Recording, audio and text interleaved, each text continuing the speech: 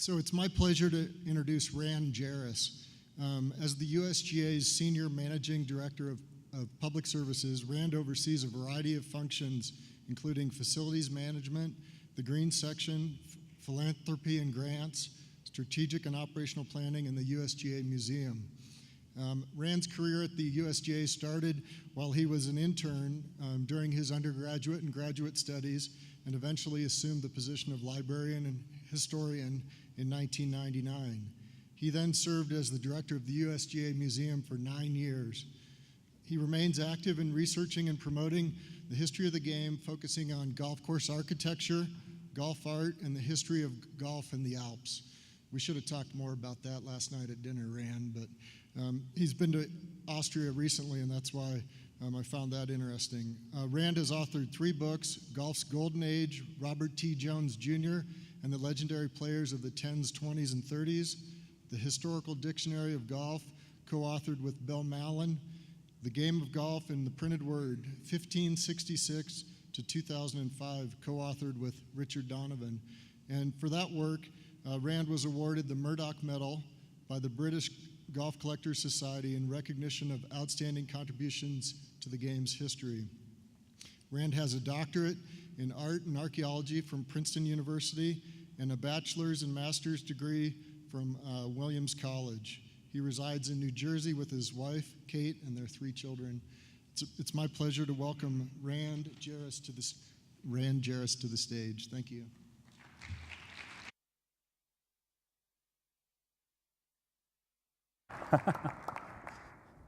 Joe, thanks so much for that lovely introduction. I have the pleasure of being the first speaker after lunch when everybody's probably eaten and in danger of falling asleep out there. I'm in danger of falling asleep up here, so I'm going to wander around the stage a little bit instead of speaking behind the lectern. Thanks to all who were involved in organizing this terrific event. As Rhett mentioned earlier, it's a real testament to the strength of the golf community in Colorado that you have an event like this every year where you bring together thought leaders and practitioners across the industry to talk about the challenges that our game is facing and the opportunities that are out there ahead of us. So we applaud the very important work that you all are doing to help make this game a stronger industry. I'm going to talk a little bit this afternoon about this word sustainability. It's a word that we hear an awful lot, and my remarks really are in 2 parts. The first is a general introduction and overview of sustainability and some of the foundational concepts. It's something we talk about a lot in golf, but I think a lot of people don't have an understanding of the full depth of what sustainability means for our industry. And then I'm going to transition and talk a little bit about some of the work the USGA is undertaking to support the industry across this broader topic of sustainability. So sustainability is a word that we hear a lot. I think for a lot of people it conjures up immediate images of environmental responsibility. And there are some wonderful images that come to mind. Polar bears stranded on ice floes, endangered butterflies, tree huggers. These are all really important and beautiful things, but that's fundamentally not what sustainability is about. Sustainability, far more importantly for our industry, is an economic issue. It's about how we foster an industry that is healthy today, but also healthy for future generations. How do we ensure and protect the success of our game into the future so that future players who come to golf have a wonderful and an outstanding experience? Sustainability really is these sort of 3 core central themes of economic issues, environmental issues, and social issues. This is my grossly oversimplified vision of golf's ecosystem, reducing it very intentionally to the 2 fundamental components without which golf does not exist. If we don't have golfers, the game doesn't exist. If those golfers don't have a place to play, the game does not exist. If you've been in golf for the last 30 years, you will understand that the majority of our conversation as an industry has focused on the left-hand side of this slide, right? We talk about golfers, and our conversations are dominated by a single verb, which is the verb to grow. How do we grow the game? By which most people, what they're referring to there is participation, the number of golfers who are in the game. If you're in other parts of the industry, growth may mean selling more golf balls. It may mean opening more golf facilities. It may mean selling more irrigation systems. But for most of us, when we talk about growth, we talk about the number of people who are playing golf. And we've rightfully and importantly been concerned about growth in participation rates. But there's another half to this equation. I call the golfers the demand side. The consumers are on the demand side. The golf courses are the supply side. They're the part of our industry that actually delivers the product that we enjoy when we come to the golf course every day. It's our superintendents, it's the PGA professionals, it's the owners and operators who make the decisions on a daily basis to ensure that the product that we deliver as an industry is as strong and as fun and as enjoyable as it can be. And quite honestly, for the USGA, when we look at this equation, we see more opportunity and we see more challenges on the golf course side. And that's where we've decided to focus our energy and our efforts as an industry. There are outstanding leaders and individuals in the golf industry who are taking really good care on the golfer side. And we talked a lot about that this morning. We talk a lot about that as an industry. We have a lot of great programs that are helping introduce people to the game. But we need to make sure that the product that they are encountering, again, is a viable, enjoyable, and fun product. And that's where there's opportunity. Right? The National Golf Foundation, we all know this number, 25 million golfers in America. Less common is the fact that there are 5 million of those 25 million golfers that represent continual churn for our industry. On an annual basis, 5 million people come into golf, try golf, and leave golf. 20% of our population is simply cycling through, is churning through. Why? Because they're encountering a product that fundamentally doesn't work for them. It may take too long to play, it may be too expensive, it may not be welcoming and accessible. I was really struck by Dottie's comment earlier when she talked about going back to Saratoga and playing at this, going to the Golf and Country Club up in Saratoga, and I think she used the phrase walking on eggshells.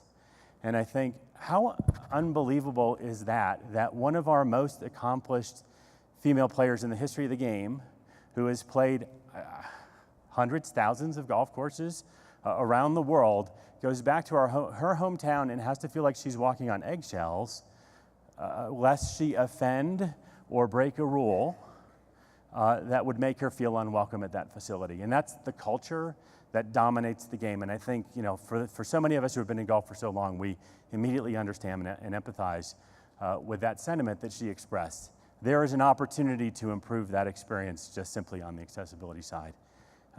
So that's the opportunity.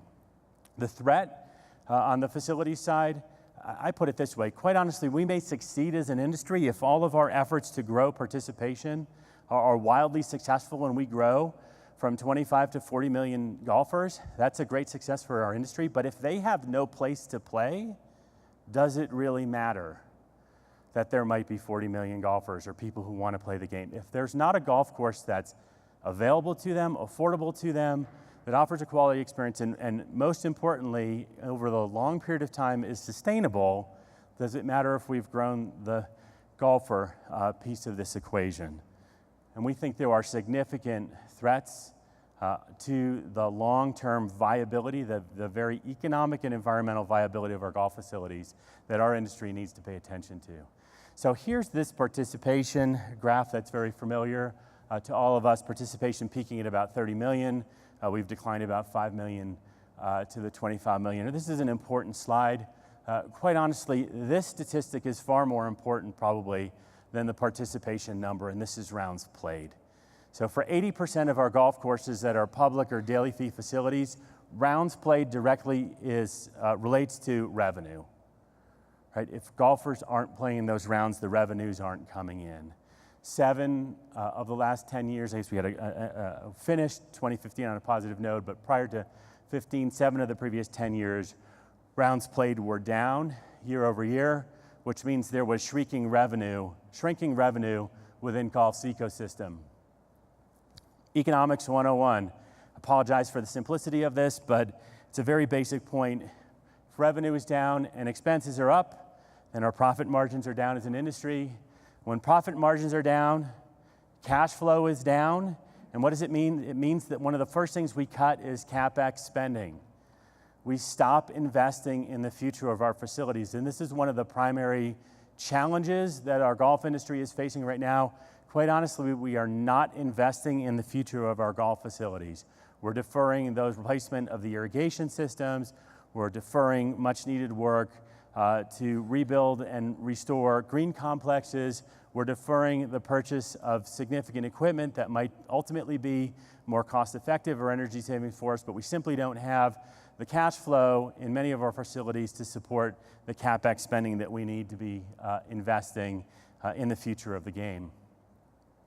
It's no surprise in this particular environment that the number of golf courses in the United States is dropping. And Rhett mentioned earlier, we've closed 666 golf courses in the United States, and it certainly would appear that that trend is going to continue for the foreseeable future. We undertook a study at the USGA about a year and a half ago, trying to quantify the total investment that our industry makes in maintenance, irrigation, and renovation on an annual basis. We wanted to know how big that spend truly was and to try to understand where those numbers are going in the future. For 2015, we estimated that that cumulative investment is about $10.4 billion. And if we simply project that number out at an annual inflation rate of about 2.5% to 3%, which is the Consumer Price Index, if inflation simply follows CPI, that $2.4 billion grows to $16 billion in about 25 years. And I got my math wrong, 15 years. 15 years, that number grows to 16 billion. And we have to ask, is there an incremental $6 billion of revenue in our industry to cover this type of growth and expenses? Are there factors out there that could really drive 2 to 3% growth? And the answer to that is yes. There is industry data for the last 4 years that looks at the major inputs, resource inputs that go into the operation of a golf course: water, nutrients, energy, chemicals, and equipment. And we can look at what's happening to the rate of expenditure across some of those key resources. Water at the top is certainly the most significant issue for our industry. Water is growing at an annualized rate of about 11.4%. Remember, CPI is 2.5 to 3. Water alone, 11.4%. Nutrients, a significant part of any facility's budget, growing at 5% annualized. These are because of fundamental increases in the cost per unit rate that we're spending. Interesting proof point down below to my point earlier about cutting CapEx spending. The only area where facilities are spending less money today than they were 4 years ago is in equipment. They're simply deferring the purchases of that equipment. In reality, our dashed line from 10.4 to 16 billion is just simply a hypothesis, right? We don't really know what that growth is going to look like. It could certainly be less. It could be a flatter curve. Growth could be slower than we anticipate, or it could be much higher. In a true engineering sense, we may have variables that are out of control, and rising water costs are one of those variables that are out of our control that may drive that escalation much faster. And we may go from that 10.4 billion to 16 billion in something much shorter than the 15 years that were projected. Water is, of course, the biggest issue and the single driver. So we saw that 11.8% annualized. That's a national average across the United States. There are some outliers out there in our industry that are harbingers of the extreme of where water could go, or even the not so extreme.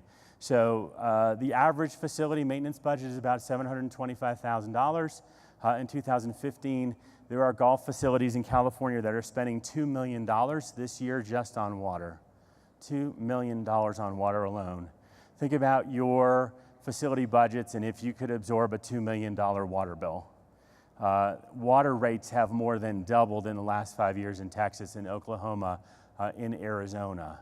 A lot of this is being driven by weather changes, by climate changes, not climate change, capital C, which is a political issue, but actual recorded changes in weather patterns that are leading to changes in water supply. It's why we have drought across much of the Southwest, where we're seeing these extreme situations. Water's not an issue, however, just for the western part of the country. Although many facility owners and operators in the east, and especially in the northeast, aren't paying attention to these issues, they should be, because this water issue alone could come up and bite them pretty hard. I talked to a group of superintendents, owners, operators in Philadelphia at Marion in the fall, and just kind of threw out a question about, how concerned are you about water? Show of hands. Very few put their hands in the air. And then I showed them this map, and this is a resource tool called Water Aqueduct, which projects threats to the water system on a global basis. So it's literally a heat map that you can go for any community in any country in the world and understand where the threats and pressures are on their water system. This area completely covered in red is the area in and around Philadelphia, Pennsylvania. You think they get a lot of natural rainfall. Why should that be the issue? Well, they have extraordinary population growth in the metropolitan centers on the East Coast. The water supply is a fixed resource. You increasingly have more and more industries and people competing for a fixed resource of water. Water rates will assuredly start to climb. Perhaps more important than that, the cost that you pay for water, it's not actually the cost of the water itself, it's the cost to deliver that water. It's the cost of the infrastructure that gets the water from its source to your facility. This is where we have a huge problem in the east and across the eastern half of this country. The infrastructure that supplies a lot of water to our major cities and metropolitan areas is 150 years old, and in some cases more. This is the Flint, Michigan problem that's going on right now. An old, decaying system of water delivery system that's now causing problems for an entire community. It needs to be replaced. The cost to replace that infrastructure is enormous. That price is going to be passed along to the end users. For our golf courses in the east, they are going to see rising water rates that they never anticipated and they're not planning for. Rhett talked about this earlier.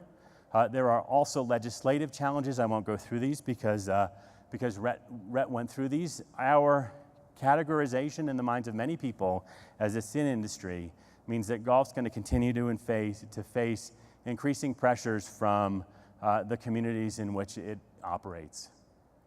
This is probably hard to read from the back of the room, but I want to talk a little bit about how we got to the situation as an industry that we're in today. Across the top of the chart are the major inputs that go into any golf facility's budget. So across the top, labor, water, nutrients, chemicals, and energy.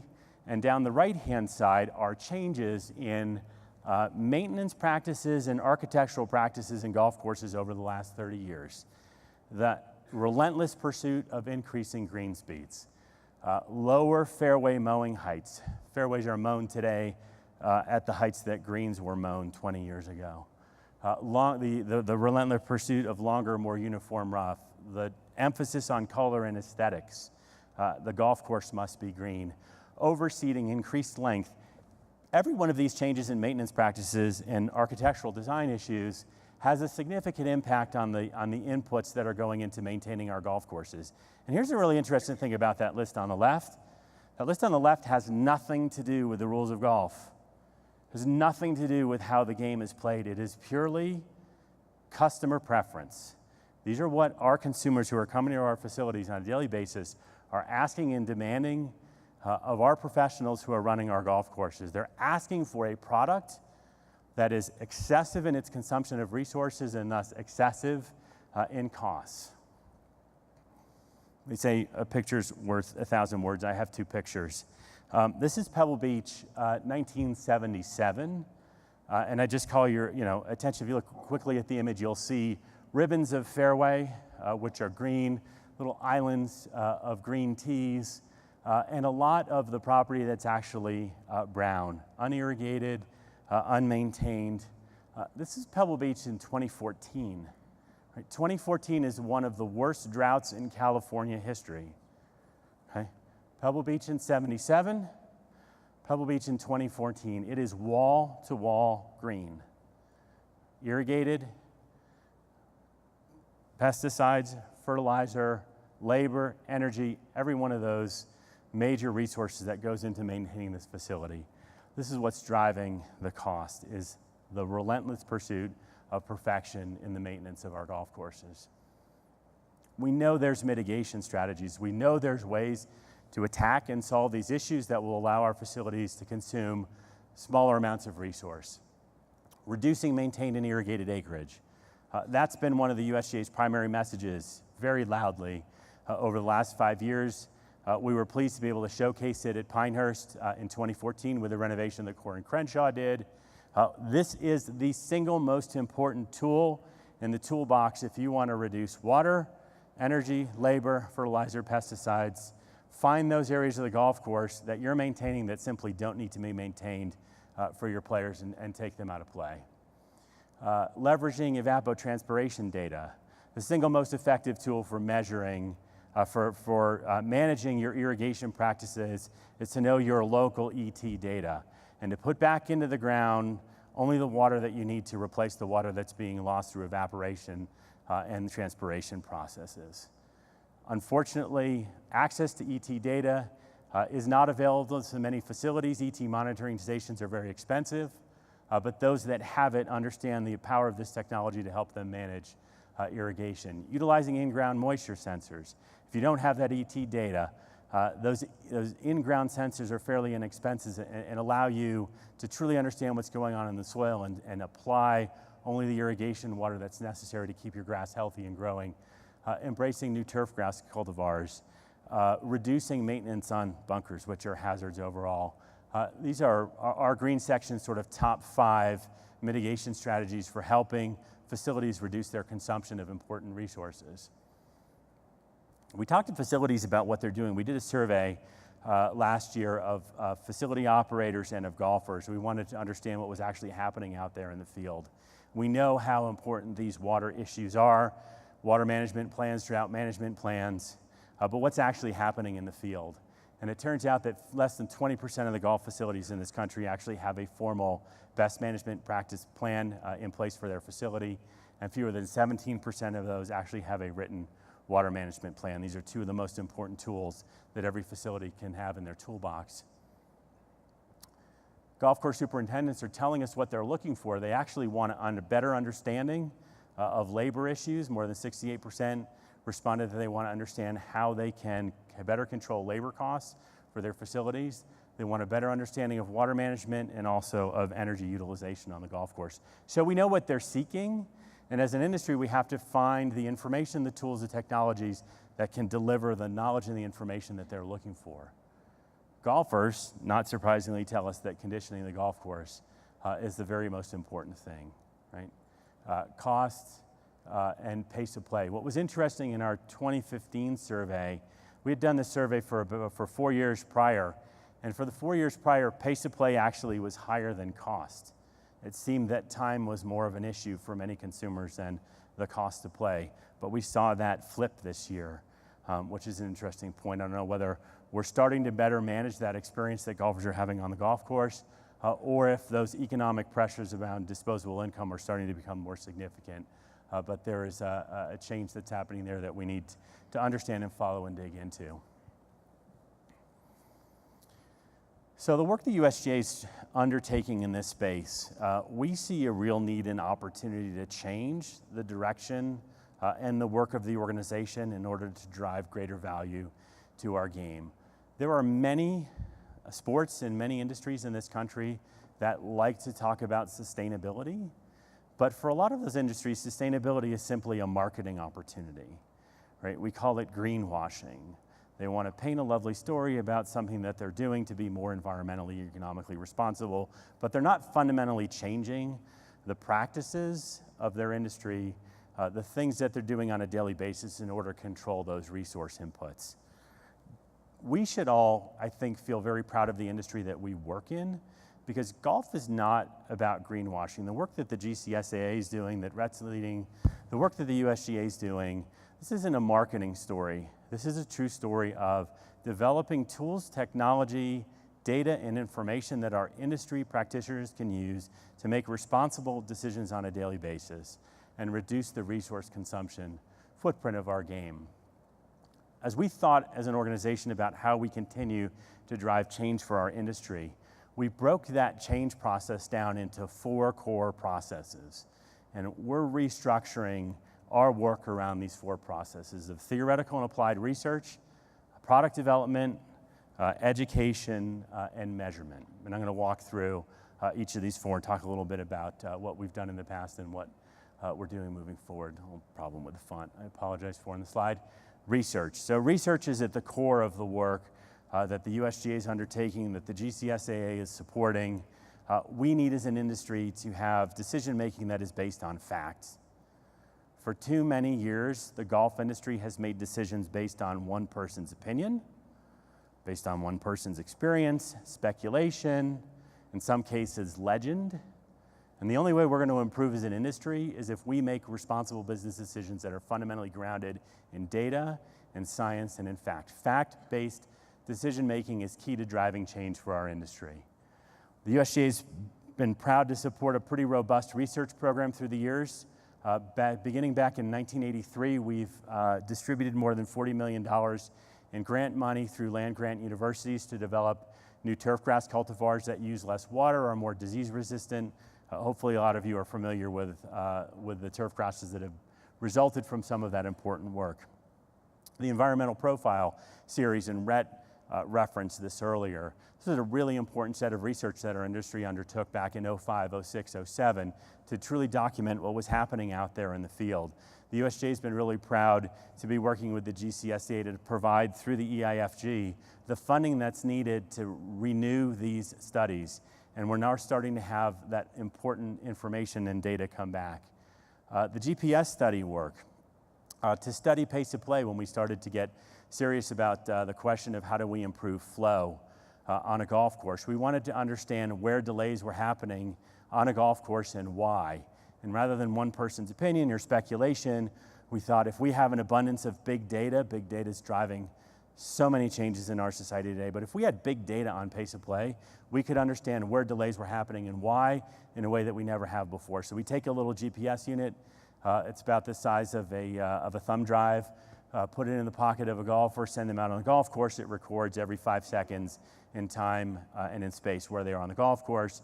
We can then drop that onto a satellite image of the golf course and know and understand exactly where those delays are happening. We now have a database with 27 million data points in it related to pace of play that we're studying to try to find the correlations that help us identify the most significant factors in improving flow on the golf course.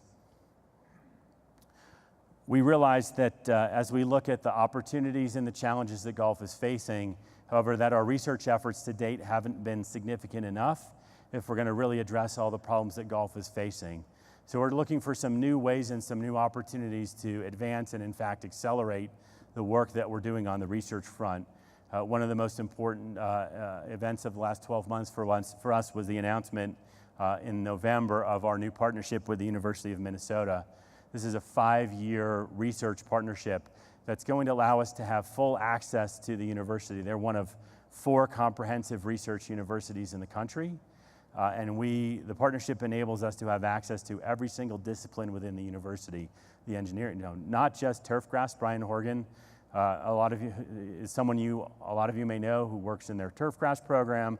It's not just Brian, it's the engineering department, it's the math department, it's the statistics department, it's their supercomputing center. They're home to one of 3 supercomputing centers in the country. It's the business school, it's the law school, it's the public policy school. All of these issues intersect with the operations of our game. And the new partnership with Minnesota is going to allow us to identify and surface opportunities and issues where, quite honestly, our industry needs more data in order to be able to make informed decisions. And we're going to be accelerating and driving that research moving forward. We're moving far more aggressively into the space of product development. I know when you hear the 4 letters USGA, the first thing you think of is not necessarily R&D. But the USGA has had an active R&D function. And whether it's some of the work the equipment standards team has done on the pendulum tester for spring-like effect on golf balls, the True Firm device, the green sections, putting green methods, through the years the USGA has actually developed quite a few products and technologies that are now widely used across our industry. And we think there's a real and genuine need for more and faster product development to truly get technology into the hands of practitioners in the field who need it. So the resource management tool, I hope some of you have heard of already. Jim Moore on our green section team has been leading the charge in developing the resource management tool. But a really interesting thing happened with that GPS research on pace of play. When we took, over the course of 5 or 6 days, and laid the tracks down of every single golfer who played a golf course over the course of a week, we got a really clear picture of the parts of the golf course that they were using, but also the parts of the golf course that they weren't using, but we were maintaining. I don't know how well the image shows up, but there are areas, there's a golf course down in Texas that we've been studying, and you're able to outline in red areas where they are mowing, maintaining, fertilizing on a daily or weekly basis, but their golfers simply aren't playing there. This is what we're talking about when we talk about eliminating or reducing maintained and irrigated acreage. This is the tool or technology that will allow every facility, all you need is access to the GPS units, which we are going to be happy to supply, and access to a satellite image of a golf course. And once you start to know where your golfers are, you can start to outline on a tablet, on a laptop. You can literally start to draw areas that are being maintained. With a little basic math, understanding your inputs on a golf course, the tool automatically calculates to the dollar the potential savings associated with removing a particular area from maintenance and irrigation. That tool is going to be in the hands of all of our course consulting service agronomists this summer. They're going to be actively using it to help us refine the user interface and the quality of the data that the tool is pre-populated with, and it will be available in the marketplace next year in 2017. Similarly, we've been working to develop a new tool to help measure and control flow on a golf course. We've changed our tune a little bit. We talked 4 years ago when we started talking about pace of play. It was about reducing the time it takes to play golf. But what we've come to understand for the consumer is far more important than the actual time it takes to play is the experience you have and the flow across the golf course. Steve Southard is somewhere in the room. I talked to Steve earlier. Steve introduced us to this fact, sort of 4 years ago. And it's certainly been proven out by all the work that we've been doing. You can have that experience of going out on a golf course, playing around in 4 hours, and if you wait on every single shot on the group in front of you, it's a miserable experience. You can go out the next day and play in 4 hours and 20 minutes, wait not on a single shot and have a wonderful experience. It's not about the length of time, it's about flow and the consumer experience. The Flagstick tool is an automated device. It's an instrumented flagstick that relays data back to a central source, a tablet, a cell phone, a laptop computer that allows a course owner operator to understand the position in space of every single group that's out there on the golf course, and helps them very importantly identify gaps in flow, delays in flow, very soon in the round so they can get out there and proactively manage and improve the consumer experience. Looking ahead into 2016, we're going to expand our work in the product development space, working with the University of Minnesota. These are 2 new products that we're going to initiate work on in 2016. The first is a national network for evapotranspiration monitoring. So I mentioned earlier the importance of ET data in managing irrigation, as well as the fact that ET monitoring stations are very expensive, and your average municipal or public golf course can't simply afford an ET monitoring network. These things exist. They're all over the place, in the agriculture business, in the weather business, in the scientific research community, and we think there's an opportunity to aggregate into one single network all the ET monitoring stations that exist in the country and be able to provide real-time, localized, accurate ET data to any golf facility free of charge. So we're going to be trying to solve that problem, tackle that problem, so that you don't have to buy that ET monitoring network yourself, but can simply log into a system and have that data at your fingertips that'll help you make smarter and responsible decisions.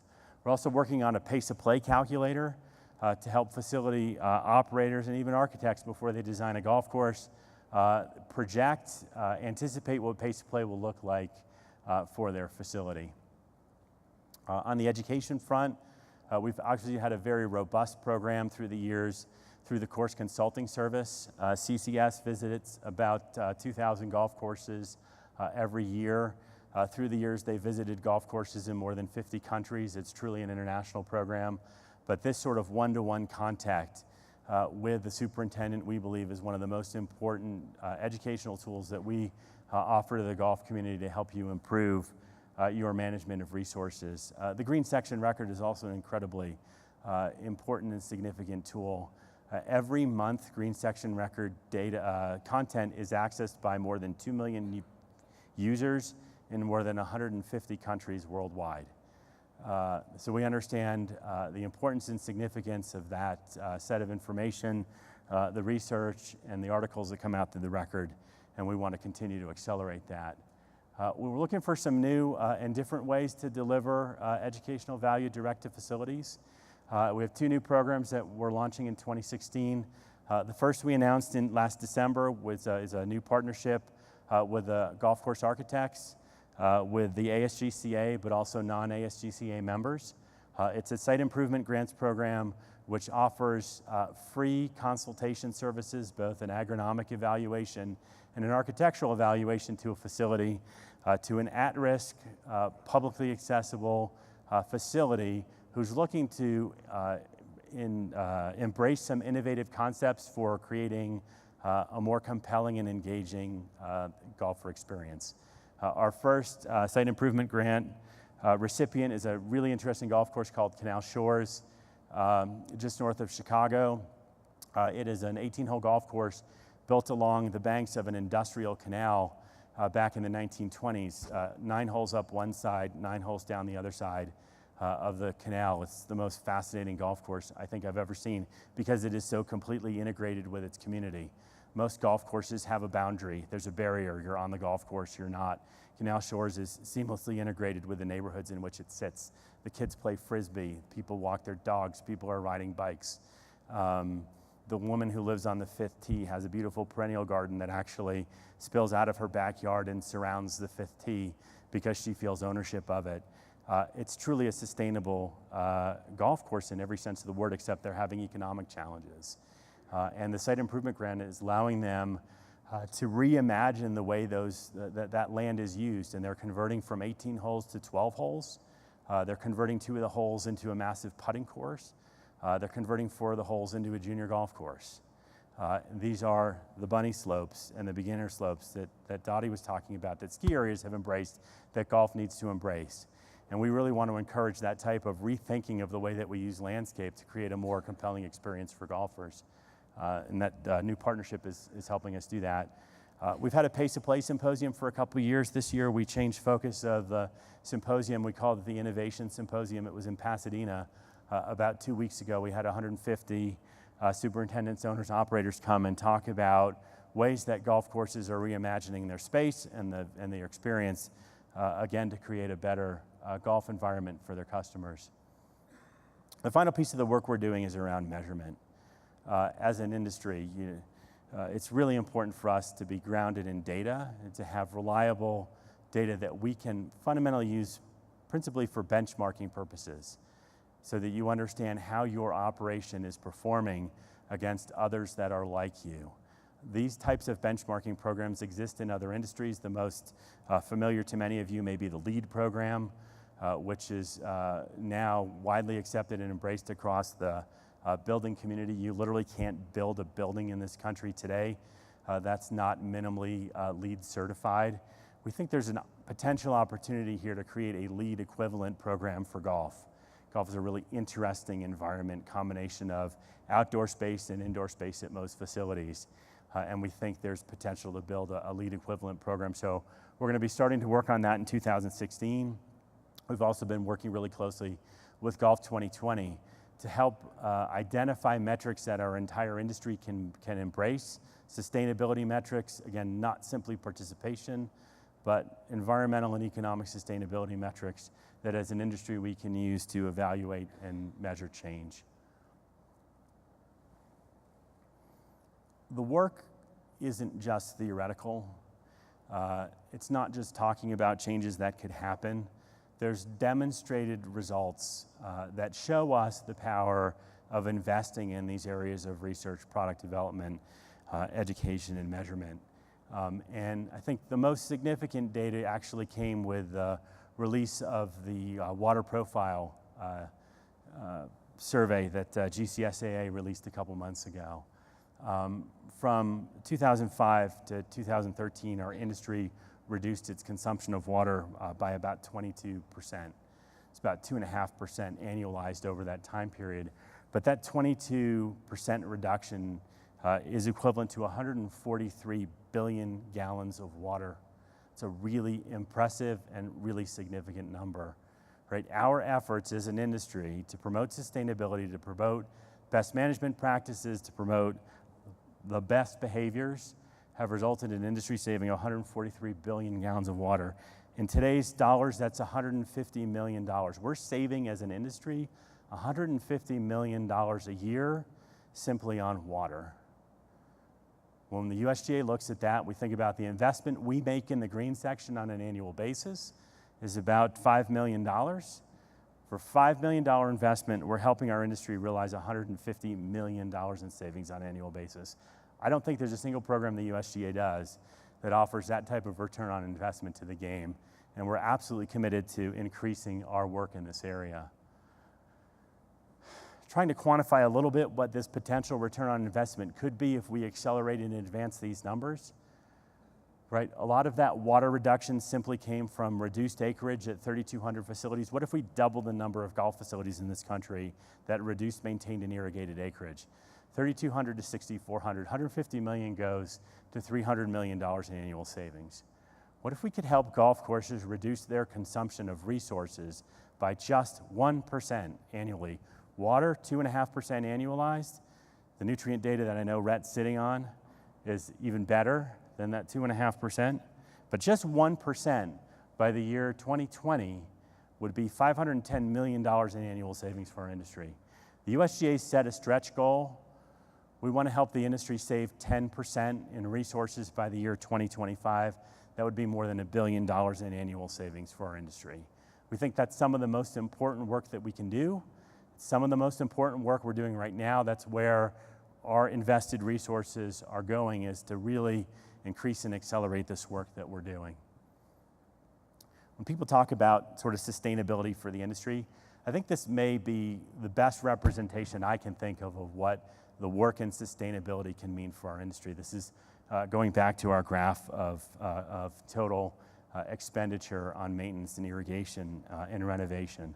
The work of sustainability is the red arrow, right? It's driving what could be an extreme situation that could really threaten the long-term economic viability of so many of our facilities, driving it back to a level of growth that is realistic, that is affordable, that is potentially consistent with the type of growth that we're talking about in participation.